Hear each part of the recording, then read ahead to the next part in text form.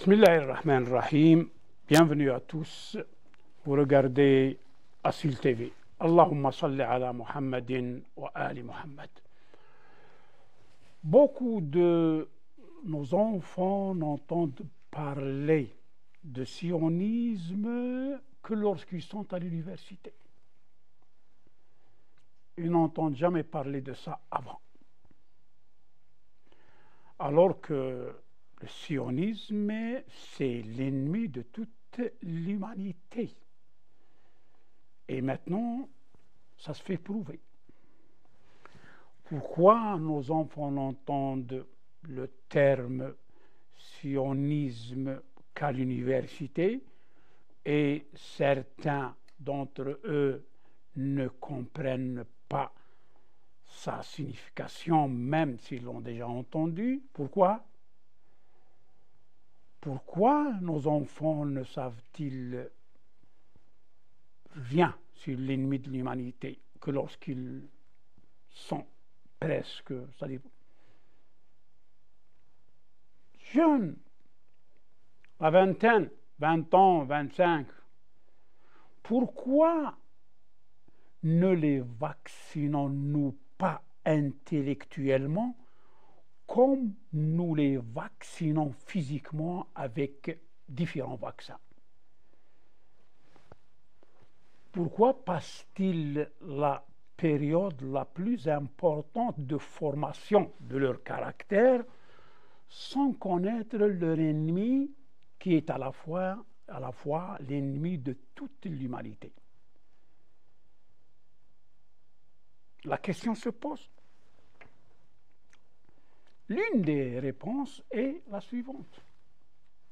Tout simplement parce que nos pays préfèrent les vacciner avec un président sans pareil, un parti unique sans pareil, et quiconque n'entre pas dans le jeu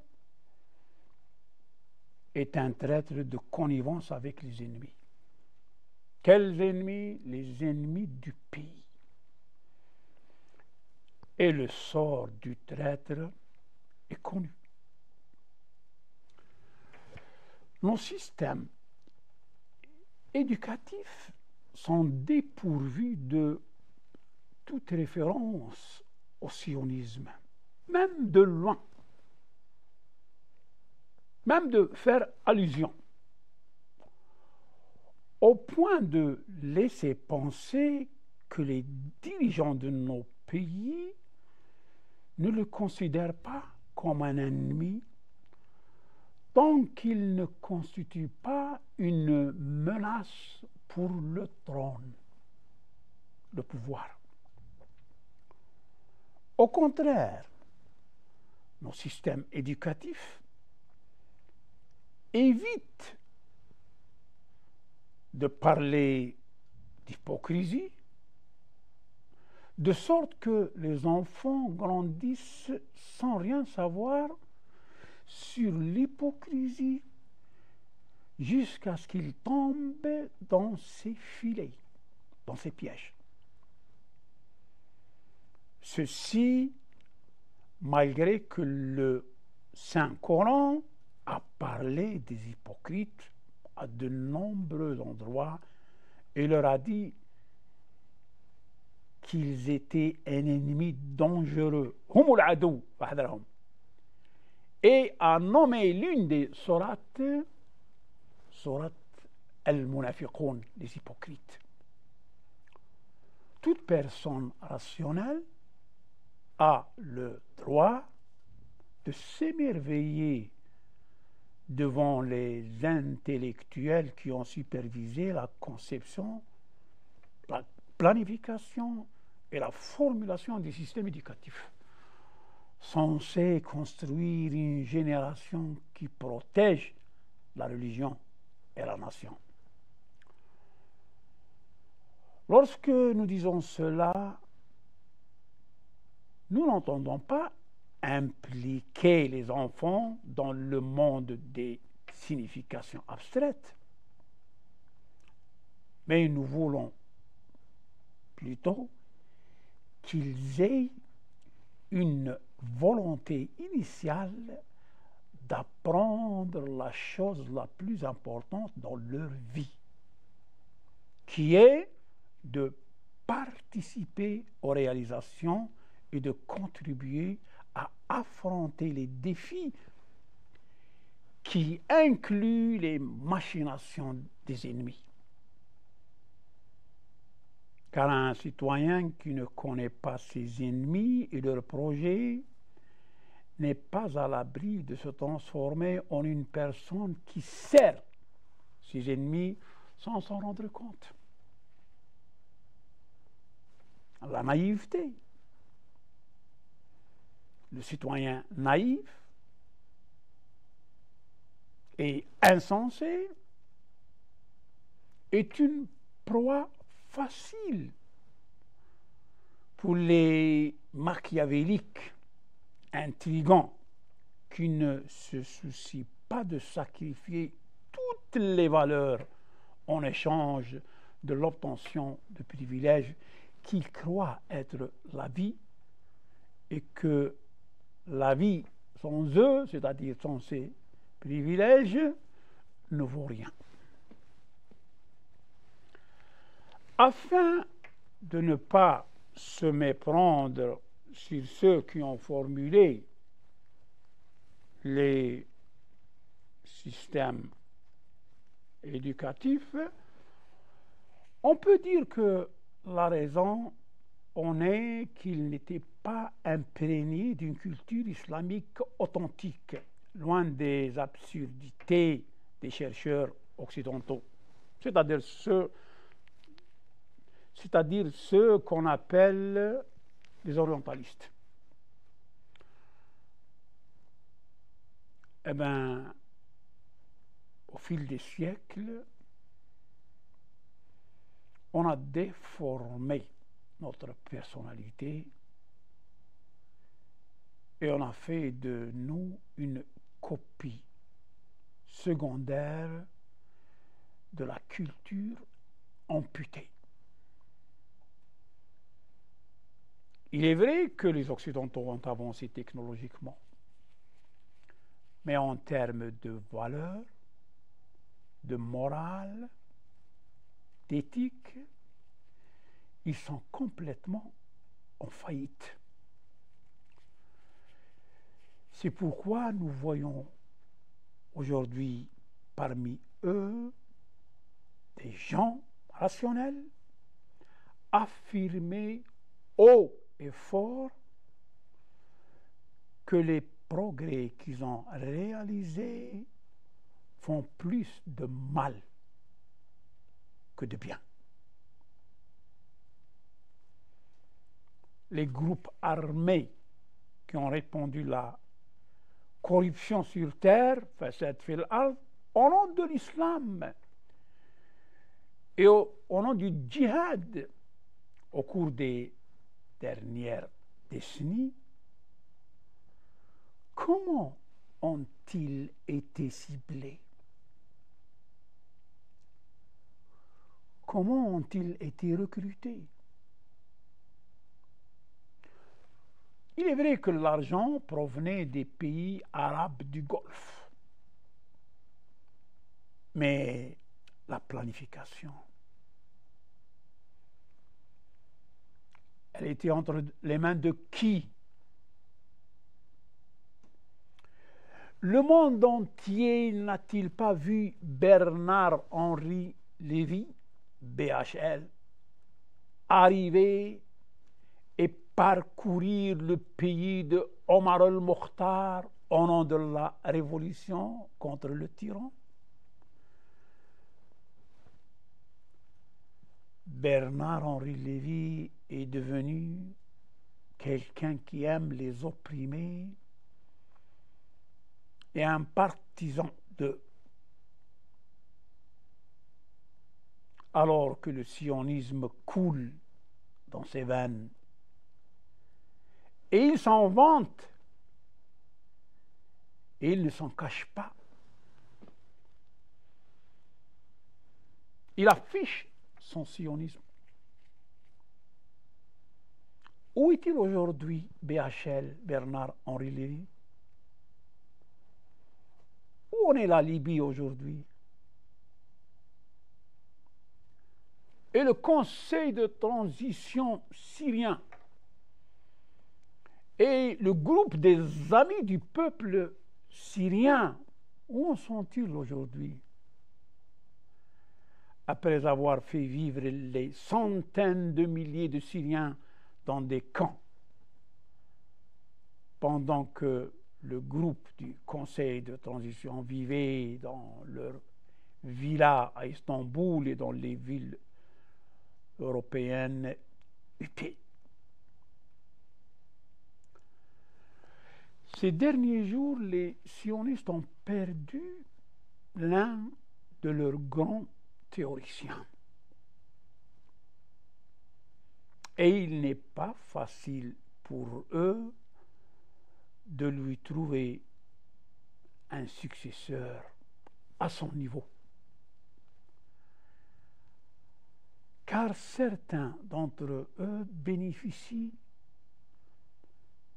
de lui et de son expérience depuis plus d'un demi-siècle. Il a toujours été le conseiller de la Maison-Blanche, que le président soit du camp démocrate ou du camp républicain, ça n'a rien à voir.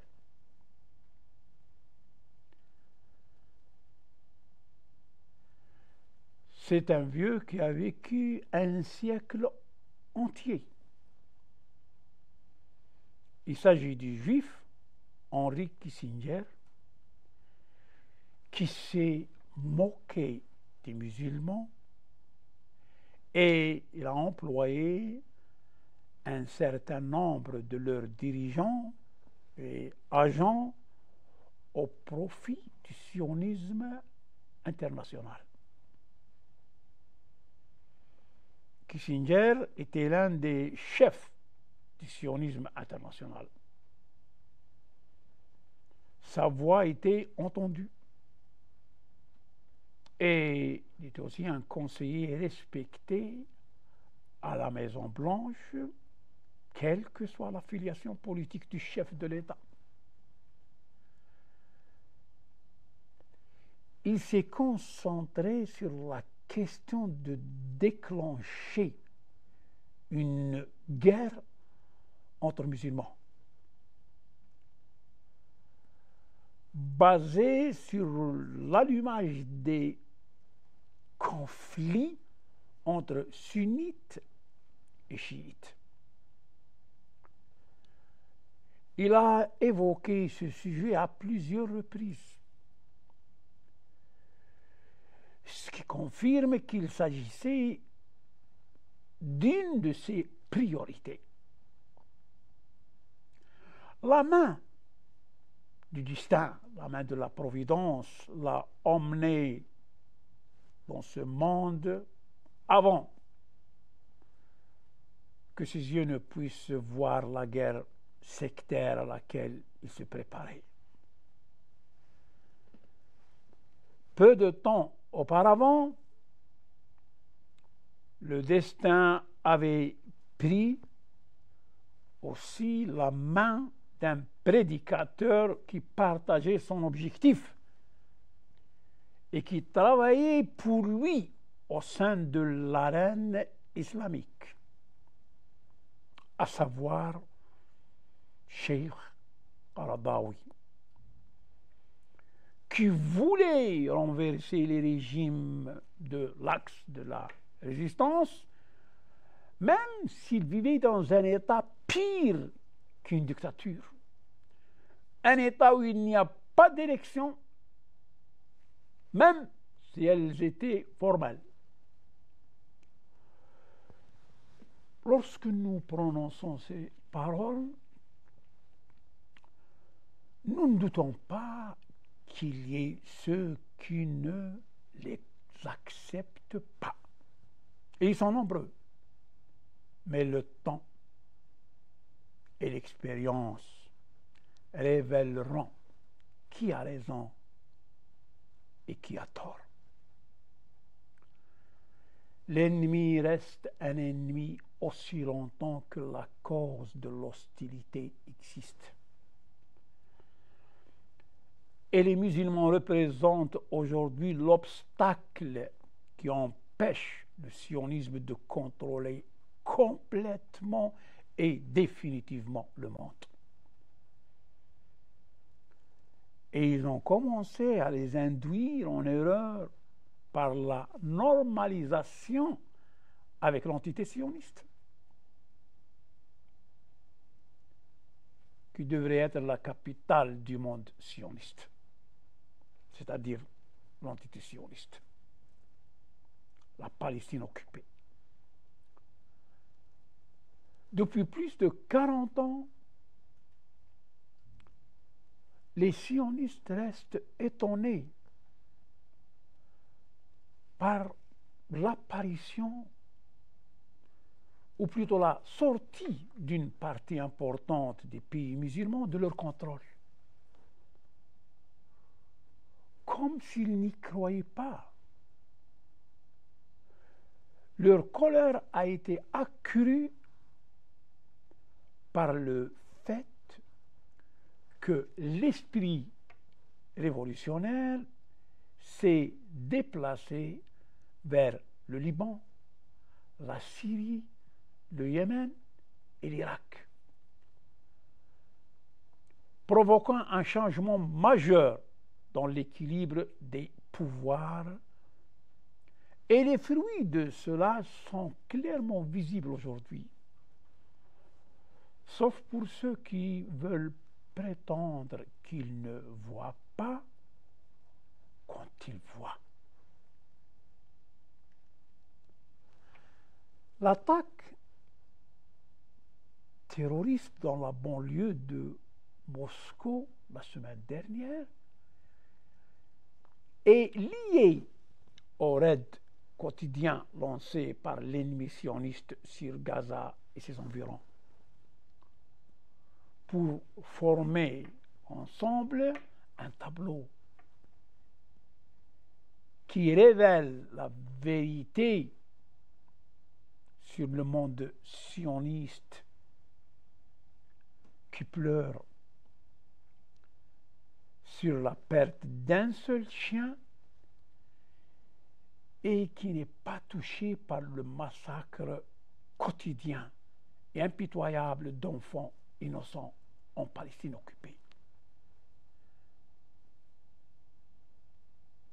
Il n'y a aucun bénéfice de la religiosité sans perspicacité.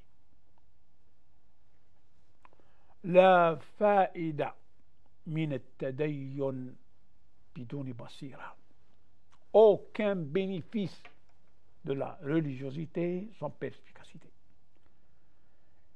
Et il n'y a aucun bénéfice d'une perspicacité dont le possesseur est neutre entre la vérité et le mensonge.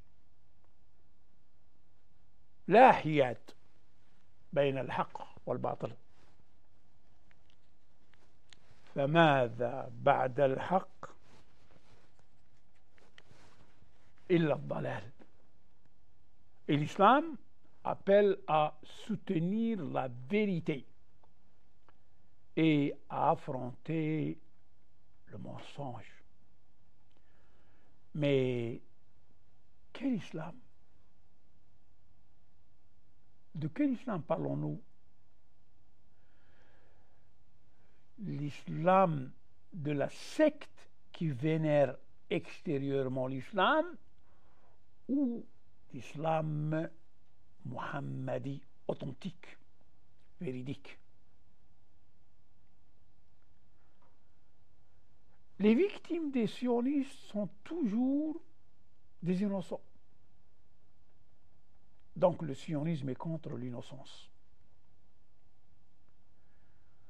Les sionistes, parce qu'ils n'ont ni scrupules ni conscience, ont fait des centaines de milliers de victimes les plus innocents Des innocents en Afghanistan,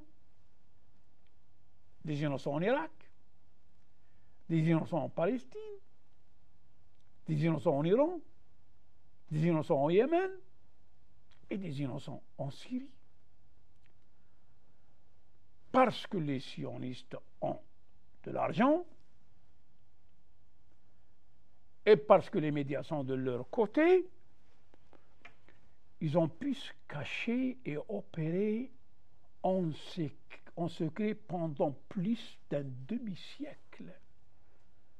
Et pendant ce temps, ils ont fait taire toutes les voix qui mettaient en garde contre leur danger, soit par la liquidation physique, soit par la diffamation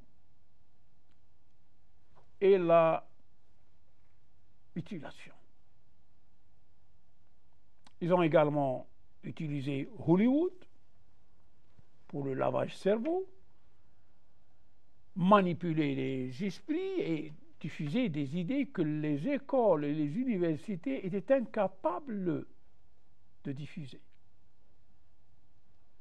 Le noble verset coranique, Sourate al-Isra, s'applique pleinement à eux. لتفسدن في الأرض مرتين ولتعلن علوا كبيرا. Vous sèmerez la corruption sur terre et vous allez transgresser d'une façon excessive. Abbas Mahmoud al-Aqad, un penseur égyptien du XXe siècle, dit ce qui suit. Pendant des siècles, les Juifs avaient un plan secret dont le but était de conquérir le monde entier pour le seul bénéfice des Juifs. Et leurs sages l'affinaient étape par étape en fonction des circonstances, avec un seul objectif. Ce plan secret reflète la haine des Juifs envers les nations, en particulier les chrétiens, et la haine envers les religions, en particulier le christianisme, ainsi qu'un désir de contrôle mondial. Donc, les Juifs cherchent à détruire les gouvernements dans tous les pays et à les remplacer par une monarchie tyrannique juive. Et ils préparent tous les moyens pour détruire les gouvernements, en particulier les monarchies. Parmi ces moyens, il y a la tentation des rois à opprimer les peuples et la tentation des peuples à se rebeller contre les rois. En cherchant cela, en diffusant les principes de liberté, d'égalité, etc., tout en les interprétant d'une manière particulière qui nuit aux deux côtés, c'est-à-dire au peuple et au gouverneur. Et en essayant de préserver les deux côtés sous pouvoir. Le pouvoir du gouvernement et le pouvoir du peuple sont hostiles l'un vers l'autre. Et donc, maintenir chacun dans l'appréhension et la peur constante de l'autre et corrompre les dirigeants des peuples, combattre toute intelligence qui apparaît parmi les analphabètes, c'est-à-dire non-juifs, tout en cherchant de l'aide pour réaliser tout cela à travers les femmes, l'argent, les postes, et les stratagèmes, et d'autres moyens de sédition. Le siège du gouvernement israélien sera d'abord à Jérusalem, puis, c'est-à-dire après, il s'installera pour toujours à Rome, l'ancienne capitale de l'Empire romain. Ce discours de Al-Aqad vaut la peine de s'arrêter pour le comprendre, ou du moins comprendre une partie. Car c'est le discours d'un homme expérimenté et enquêteur qui connaît plus d'une langue. Il comprenait les deux guerres mondiales parce qu'il avait assisté aux deux guerres. Abbas Mahmoud Al-Aqad est un écrivain, penseur, journaliste et poète égyptien. Il est né en 1889. C'est un ancien membre du Parlement égyptien, membre de l'Académie de langue arabe. Sa production littéraire ne s'est pas arrêtée malgré les circonstances difficiles qu'il avait traversées. Al-Aqad est considéré comme l'un des écrivains les plus importants du XXe siècle en Égypte et dans le monde arabe. Il a grandement contribué à la vie littéraire et politique, et il a ajouté plus d'une centaine de livres à la bibliothèque arabe dans divers domaines. Al-Aqad a réussi dans le journalisme, et cela est dû à sa culture encyclopédique. Il a écrit à la fois de la poésie et de la prose. Il est connu pour être un érudit encyclopédique qui lit l'histoire humaine, la philosophie, la littérature et la sociologie. Cela ne signifie pas que nous prenons Abbas Mahmoud Al-Aqad comme modèle de référence presque infaillible. Non. Mais l'équité exige que nous respections les opinions et les croyances des intellectuels dont l'orientation humaine a été prouvée. C'est-à-dire qui se soucient des peuples sans discrimination, qui nient le mensonge, qui défendent la vérité et qui appellent les choses par leur nom. Comme dit le proverbe français, appeler un chat un chat. Si Al-Aqad était parmi nous aujourd'hui, il serait accusé d'antisémitisme, tout comme Roger Garaudy et d'autres l'ont été. Roger Garaudy est l'auteur du livre intitulé « Les mythes fondateurs de la politique israélienne » et aussi le procès du sionisme israélien. Le sionisme peut être considéré comme une doctrine politique. Il peut également être considéré comme une doctrine nationale, affiliée à une nation spécifique. Il peut également être considéré comme une doctrine coloniale, et son histoire en témoigne avec ses alliances, ses coordinations et ses infiltrations avec des pays, des gouvernements et des organisations qui ont colonisé des peuples de l'Est et de l'Ouest de la Terre. Pour vérifier ça, il suffit de retracer les correspondances, les communications, les forums et les réunions tenues au XXe, au XIXe et au XXe siècle. Cela signifie que sionisme n'est pas resté ce qu'il était à l'époque de Théodore Herzl, mais il s'est plutôt étendu jusqu'à devenir plus large et plus complet que d'être contrôlé par un groupe avec un nombre limité d'individus. Il a plongé, c'est-à-dire le sionisme, dans les profondeurs et s'est envolé à travers les horizons. Il a pris le contrôle des banques, des capitaux, il a pris le contrôle des hommes d'affaires, des propriétaires de grandes entreprises et de sociétés multinationales. Le sionisme se considère comme le seul gardien du monde.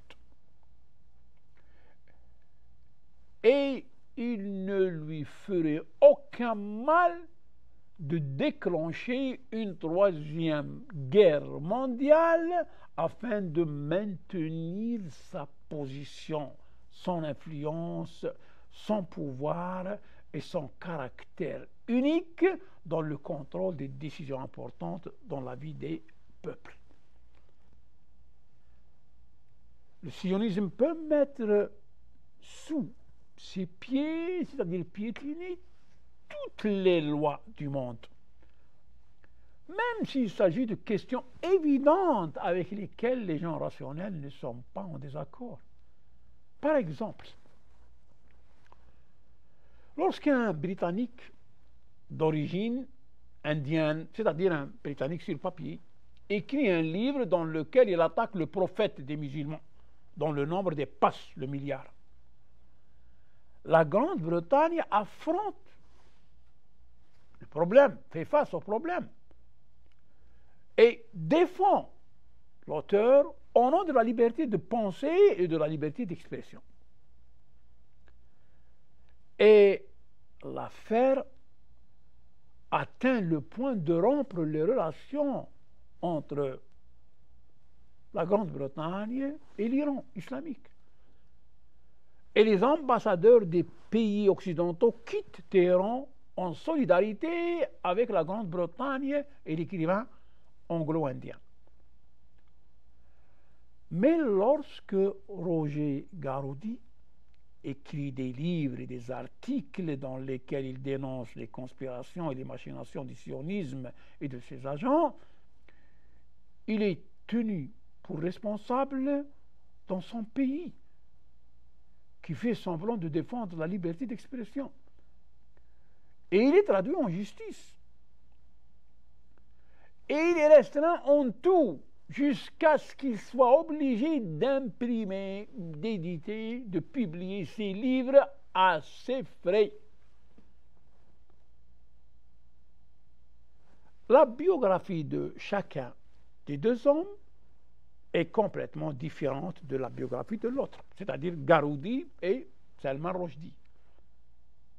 Et le juste intellectuel n'a d'autre choix que de condamner le comportement de l'État français à l'égard de son fidèle citoyen, Roger Garaudy, qui un jour était un résistant et non pas un collaborateur, et de dénoncer le comportement de l'État britannique qui ne se soucie pas des sentiments de plus d'un milliard de musulmans dans le monde. Quand Salman Rushdie fut autorisé à publier un livre attaquant la personne du saint prophète, paix sur lui et sa famille. On va parler un peu de Roger Garaudy. Roger Garaudy, un Français né à Marseille, en 1913, et il est décédé en 2012. Donc, il a vécu un siècle, comme Kissinger. C'est un universitaire, homme politique, philosophe, écrivain français. Alors qu'il suit ses études universitaires, il devient membre du Parti communiste français. 1933, c'est-à-dire avant la Deuxième Guerre mondiale. Il est reçu 5e à l'agrégation de philosophie en 1936. 5e. Au niveau du pays. mobilisé en 1930, il est déporté dans les camps vichistes d'Afrique du Nord, parce que c'était un résistant, et non pas un collaborateur. Il devient ensuite résistant. Devenu membre du comité central du parti en 1945, c'est-à-dire le Parti communiste, et puis élu député communiste entre 1945 et 1951, directeur du Centre d'études de recherche marxiste, et pendant des années, il est resté le philosophe officiel du parti, avant d'en être exclu en juin 1970, époque où il était en dissidence marxiste, proche des idées de mai 68. Donc là, il devient catholique. Il n'est plus athée. Et en 1982, c'est le moment de se convertir à l'islam. Et le cheikh saoudien Ben Baz l'a nommé membre du Conseil supérieur international des mosquées. Titulaire d'un doctorat de philosophie, il enseignait à l'université de Clermont-Ferrand, puis à l'université de Poitiers, et il a créé sa propre fondation en Espagne, à Cordoba, la fondation Roger Garaudy, et non pas en France. Tout intellectuel a le droit de se demander pourquoi la fondation Roger Garaudy est en Espagne plutôt qu'en France, alors qu'il était un citoyen français avec un président dans sa lutte contre l'occupation allemande. Est-ce dû au fait qu'il s'est converti à l'islam ou au fait qu'il n'a pas caché son opposition au sionisme international ou à sa position sur l'entité sioniste et aux relations de cette dernière avec le peuple palestinien, c'est-à-dire ses rapports, ou encore à la force de l'influence sioniste en France. Allahu al-Alim. Dieu, c'est mieux. Allah, c'est mieux. L'important est que l'institution était en Espagne et non en France. Ce qui veut dire que cet homme n'avait pas confiance dans les autorités de son pays. Et il s'est avéré plus tard qu'il avait raison et que la France est un pays pro-sioniste, hostile à l'islam. Parmi ses œuvres, les États-Unis, avant-garde de la décadence. Roger Garaudy.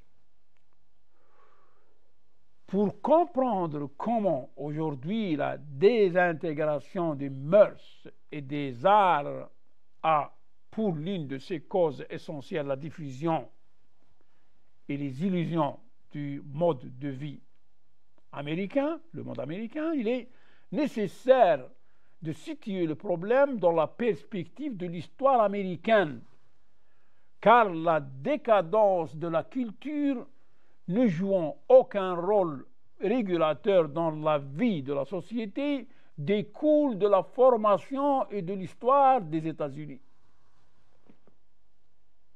Les États-Unis sont une organisation de production régulée par la seule rationalité technologique ou commerciale à laquelle on participe comme producteur ou consommateur, avec pour seule fin un accroissement quantitatif du bien-être. Voilà. Toute identité personnelle, culturelle, spirituelle ou religieuse est considérée comme une affaire privée, strictement individuelle, qui n'intervient pas dans le fonctionnement du système. À partir de telles structures sociales, la foi en un sens de la vie, ne peut vivre que dans quelques communautés qui ont gardé l'identité de leur culture ancienne ou chez quelques individus héroïques dans l'immense majorité de ce peuple.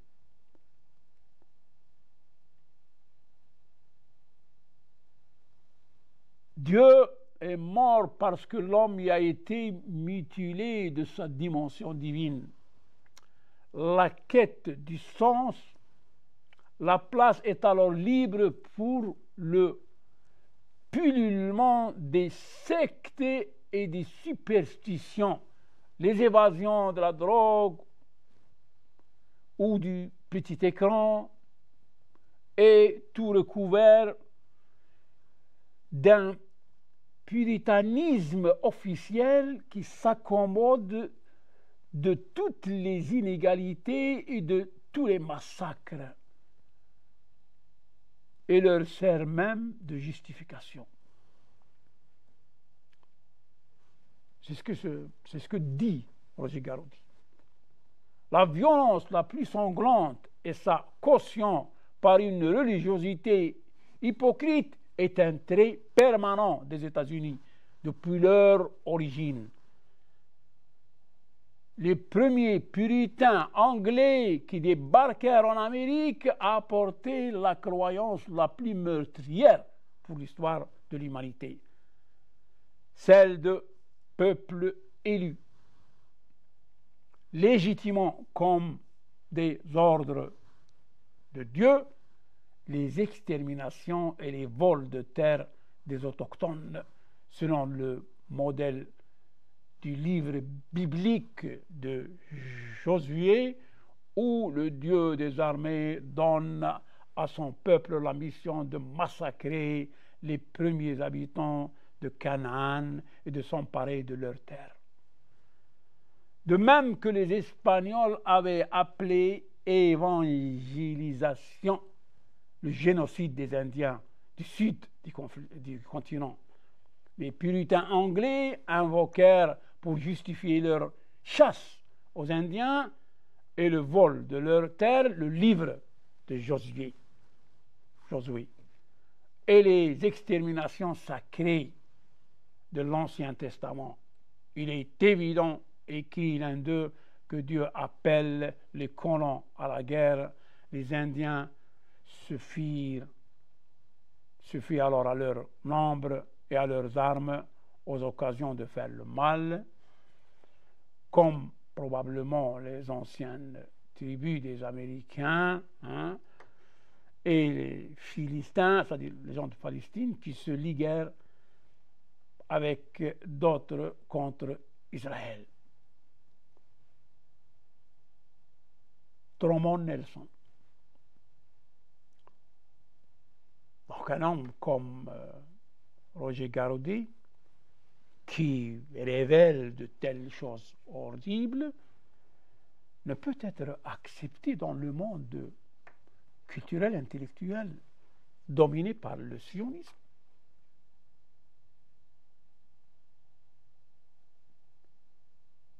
Donc, venons maintenant pour découvrir qui est Salman Rushdie. Nous n'avons pas suffisamment de temps, mais on va quand même abréger. Alors, quel rôle positif a-t-il pu jouer au service du monde? Je ne vais pas parler de sa biographie parce que ça va nous prendre beaucoup de temps, mais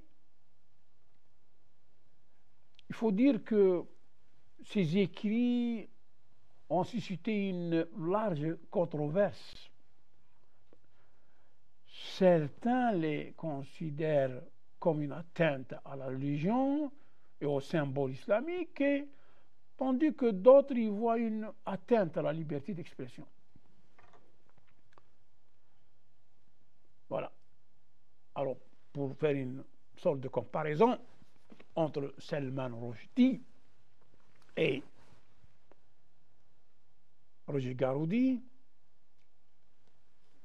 Et pour être juste, ce n'est pas parce que Roger Garoudi est devenu musulman et que Salman Rushdie a quitté l'islam que nous allons négliger la justice et l'équité. Absolument pas. Aujourd'hui, Salman Rushdie n'appartient à aucune religion monothéiste. Et il est en désaccord avec les musulmans du monde entier depuis plus de 3 décennies, depuis la fatwa, depuis la publication de son livre, Les versets sataniques. Pour résumer, il faut regarder la fin de chacun des deux hommes. Le parcours de chacun des deux hommes est ce qui arrête le chercheur, au point qu'il reste confus à la fin de chacun d'eux.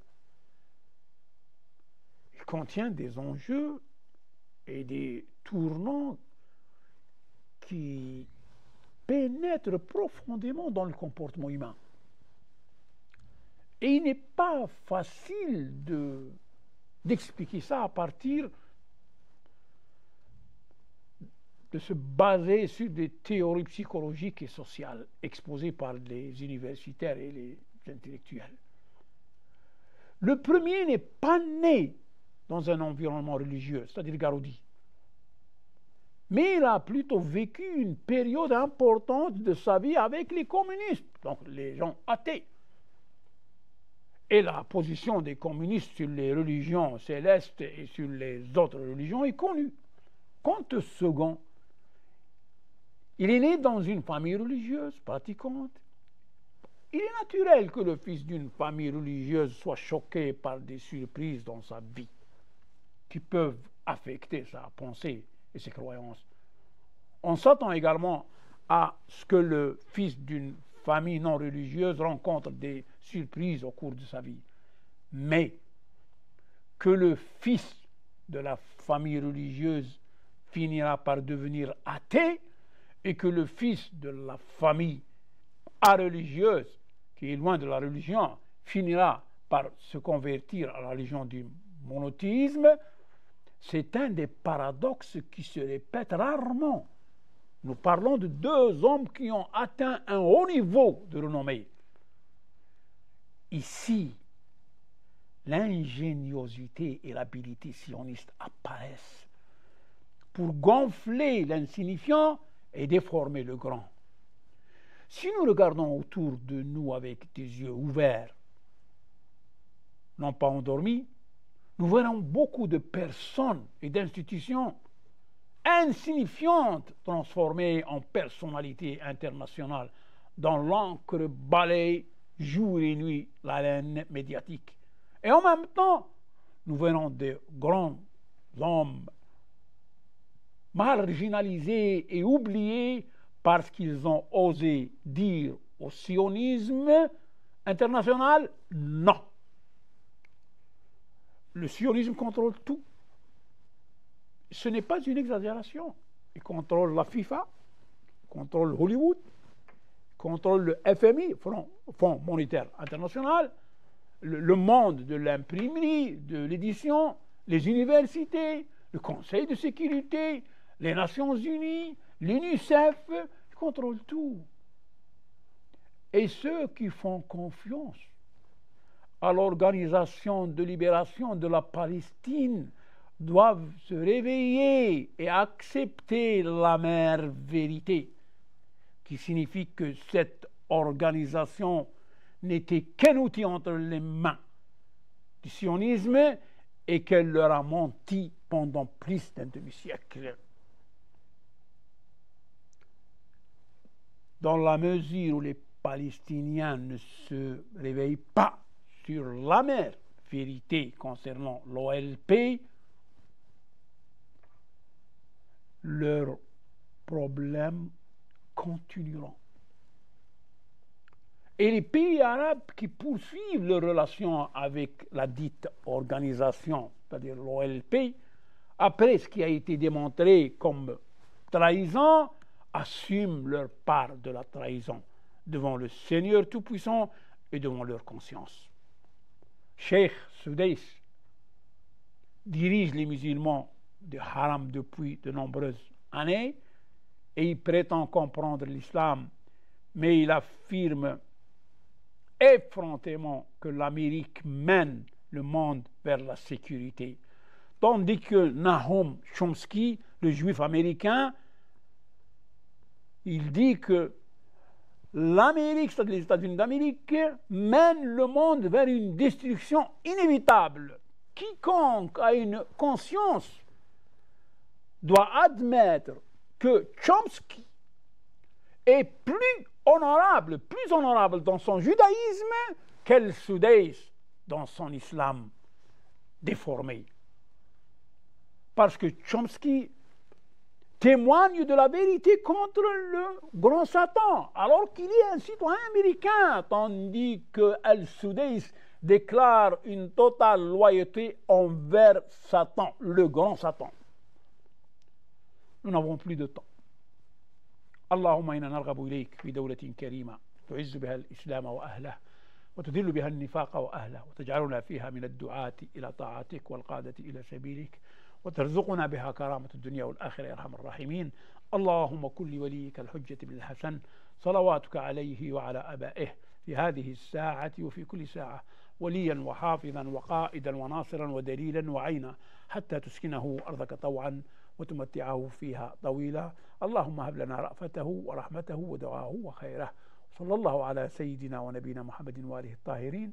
والسلام عليكم ورحمة الله تعالى وبركاته.